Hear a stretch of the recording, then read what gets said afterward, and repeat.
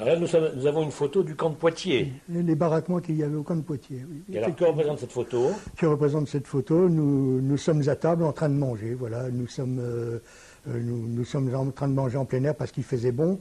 Au camp de Poitiers, nous étions surveillés, bien sûr, on ne pouvait pas s'évader.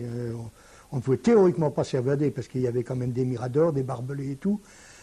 Mais à part la promiscuité, nous n'étions pas trop malheureux, bien sûr, vu ce qu'on a subi par la suite, bien entendu. Et qui figure sur cette photo? Sur cette photo figure tout à fait à l'extrême droite mon papa, Joseph, qui était serrurier à Nancy, et qui est né, lui, en Pologne en 1882. À l'extrême gauche, oui. Alors ensuite, j'ai ma maman Enia Nemorska, qui est née, elle, en 1892, et qui est née également en Pologne, à Sielc. À côté de ma maman, sur le banc, devant, il y a ma sœur aînée Estelle Epner, Nerovec, qui, elle, était venue nous voir à Rouillé lorsque nous avons été arrêtés, et qui a été arrêtée malheureusement en même temps que nous, parce qu'elle était en zone libre à l'époque, et elle était venue nous rendre visite, et manque de peau, vraiment la fatalité a voulu qu'elle soit arrêtée en même temps que nous, le jour de mon anniversaire. Et elle aurait pu éventuellement s'évader du camp de Poitiers. Son mari avait essayé de la faire évader, elle n'a jamais voulu parce qu'elle avait peur de représailles contre ma famille. Alors donc ça c'est Estelle, qui elle était née le 16 juillet 1915 à Sielc. Nous avons donc tout à fait à droite, de l'autre côté, à gauche, pardon, ma deuxième sœur Paulette, qui est née le 13 avril 1919 également à Sielc. Et ensuite, moi, accroupi, c'est moi. Et ma plus jeune sœur Fanny, qui est née le 20 avril 1924 à Nancy, elle. Et toute cette famille a été déportée quand? Mon père a été déporté le 31 juillet 1942 par le convoi numéro 13, d'après les documents de Serge de Klarsfeld sur son livre Les déportés juifs de France. Et tout le restant de ma famille, c'est-à-dire que ma mère, c'est-à-dire ma mère et mes trois sœurs, ont été déportés le 19 août 1942 par le convoi numéro 21. Ensuite, il y a les membres de ma famille. Alors là, nous sommes toujours dans le camp de Poitiers, mais c'est une scène assez sympathique. Une scène assez sympathique, oui, qui paraît sympathique à prime abord, parce que nous faisions les pluches, c'est-à-dire que le camp se gérait par lui-même, bien sûr. Disons qu'on faisait les pluches, on faisait la bouffe, comme on dit. C'était pas le grand luxe, mais enfin, nous arrivions à nous débrouiller, quoi. Nous vivions par famille dans ce camp, mais il y avait quand même une certaine promiscuité, parce que nous étions tous dans des baraquements, divers baraquements, mais les familles les unes à côté des autres, séparées par une espèce de tenture qu'on a rangée nous-mêmes, quoi. Voilà. Il y a mes trois sœurs figures sur cette photo. Bon. Alors, que représente cette photo? Cette photo me représente en train de faire ma bar mitzvah au camp de Poitiers. Ah bon? Donc vos parents ont tenu à ce que vous fassiez cette bar mitzvah dans des conditions difficiles? Dans des conditions difficiles. J'avais un peu plus de 14 ans donc à l'époque. Je ne me rappelle plus du jour exact de cette bar mitzvah. C'était entre le jour de mon arrestation, bien sûr, et le jour de ma libération du camp. Donc j'ai fait cette bar mitzvah, voilà. Ça a donné lieu à une petite fête quand même? Oh, petite fête, non. Même pas. Pas spécialement, oui. Si on veut, quoi. Alors là, c'est une photo où vous figurez à un moment donné important quand même. Très important, oui. C'est le jour de ma libération du camp de Poitiers. Vous avez pu être libéré par l'intervention J'ai pu être libéré grâce aux efforts conjugués du révérend Père Fleury, du grand rabbin de Poitiers, qui était en action dans un organisme humanitaire à l'époque. Je ne me rappelle plus exactement du nom de cet organisme. Le révérend Père Fleury est devenu président du COSOR par la suite. Donc, il a réussi à me faire libérer et j'ai été placé, donc c'est le jour de ma libération, au milieu de ma famille, sauf mon papa qui n'est pas sur cette photo.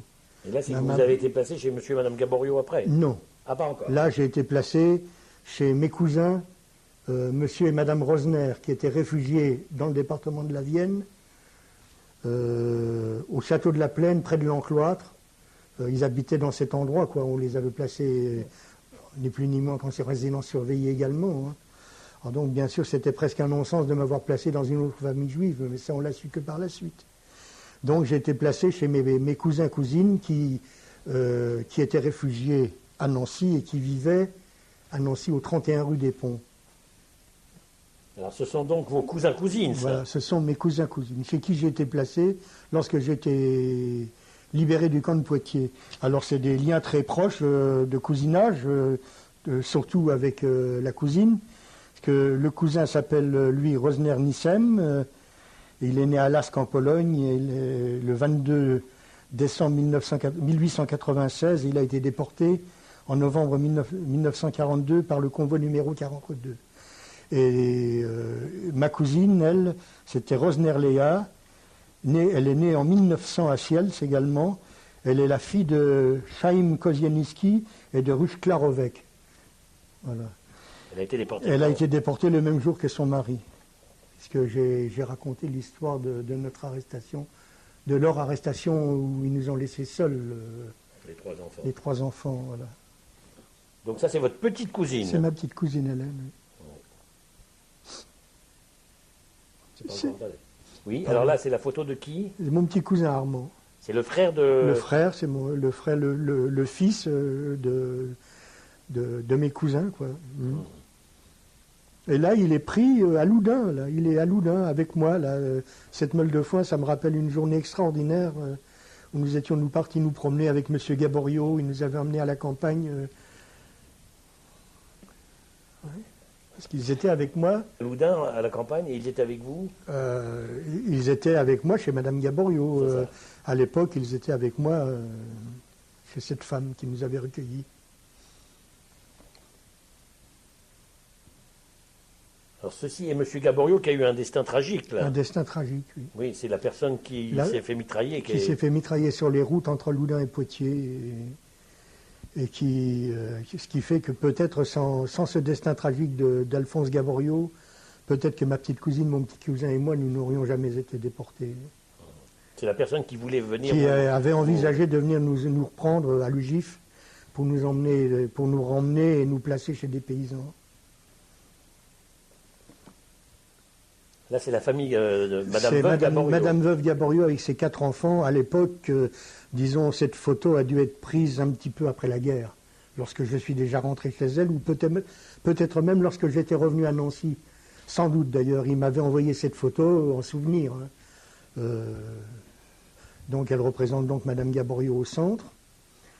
À l'extrême gauche, il y a Colette, la deuxième fille qui est décédée maintenant. Le plus jeune Jam, qui est le papa de ma filleule, hein, qui a 57 ans qui a 57 ans maintenant. Jean-Claude, le plus âgé des fils, qui vit à côté de Carcassonne, et Nicole qui vit également à Loudun, l'aîné des filles qui vit à Loudun également. C'est cette famille qui avait déjà 8 enfants en plus? Non. Qui avait donc, à l'époque... 8 pensionnaires. Voilà, à l'époque, Madame Gaborio avait donc ses 4 enfants, dont les deux Jam était le plus petit, il était en bas âge, et elle avait 8 enfants chez elle, 8 enfants israélites, en plus de sa famille, quoi.